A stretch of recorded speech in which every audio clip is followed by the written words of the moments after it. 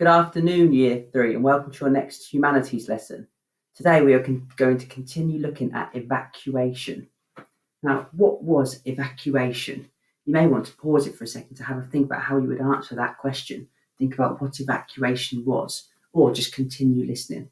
Now, evacuation was a scheme introduced by the government to help keep young children safe from the bombing rage during World War II and during the Blitz. So young children were sent to the countryside, out of cities, into the countryside where it was safer, where they would stay with different families until it was safe for them to return to the cities. So obviously it was a difficult time for lots of people, leaving their friends and leaving their families and leaving their homes behind, but it kept them safe because obviously during the Blitz, lots of people were hurt and lots of homes were destroyed. So it kept those children safe. Today's activity is actually a story that I'm going to read to everyone about a young boy's experience of evacuation, and then there are some questions to answer about that story. I'm actually going to read it for you now. So if you listen carefully, you may be able to follow on the sheet, and that might help you find the answers to some of these questions. Just going to pause it for 1 second so I can move the screen back. The long journey. George nudged his friend Harry as Miss James adjusted her wonky hat and set off at the front of a long line of children. "Here we go," she said. His class were being evacuated to Wiltshire. All the family members that could be there had come to wave them off. George felt in his pocket for his secret Cadbury's chocolate bar. Around his neck was the cardboard box containing his gas mask, and a small brown tag tied on with string dangled from his coat collar. A parcel of clothes were tucked under his left arm. The train was really crowded, and the chocolate bar soon got eaten before it got lost. The journey settled down into a boring blur of endless fields and the sounds of nervous chatter. As the journey went on, this became rather more irritable, and several children were sick.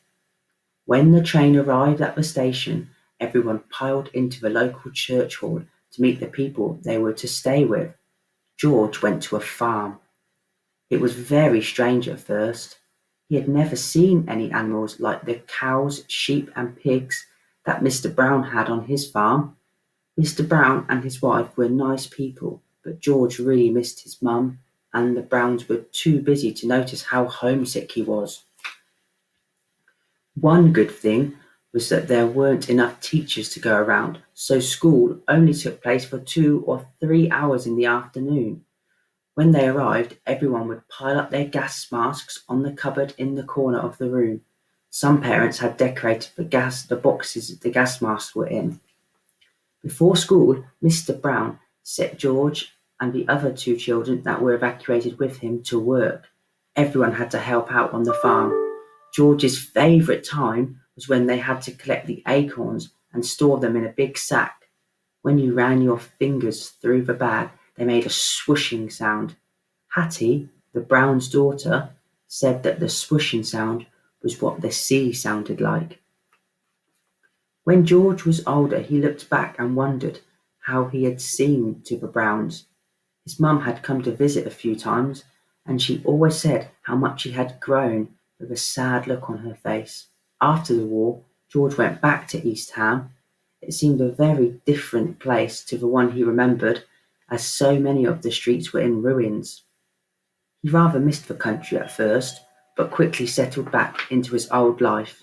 He always kept an acorn in his pocket to remind him of his time on the farm. Sorry, I had a parcel arrived. I had to stop very quickly. So that was the story of George's experience being evacuated. So you'll have to listen to that again or read it again and try to answer these questions. As you would do in English, try to write your answers in nice, clear sentences. Maybe use some of the words in the question to help begin your answer, and try to punctuate your writing neatly. So today, you need to answer the questions on that sheet. If you have time, you can draw a picture of George on the farm at the bottom. Remember, if you are drawing a picture, do take your time, do use pencil, do use lots of colour. It does make a big difference. And if you have time, try to write 4 questions you would have asked George. 4 questions you would ask George. Now, Google Meet today from 2:30 to 3. I will be on Google Meet, so I can answer any of your questions you have or check any of your work. But at 3 until the end of the lesson, George from the story will be on Google Meet. So if you have thought of any questions you would ask George or any questions you would ask someone who was evacuated, write those questions down, come onto Google Meet, and maybe George will be able to answer those questions for you. Look forward to seeing your work, Year 3. Thank you for listening.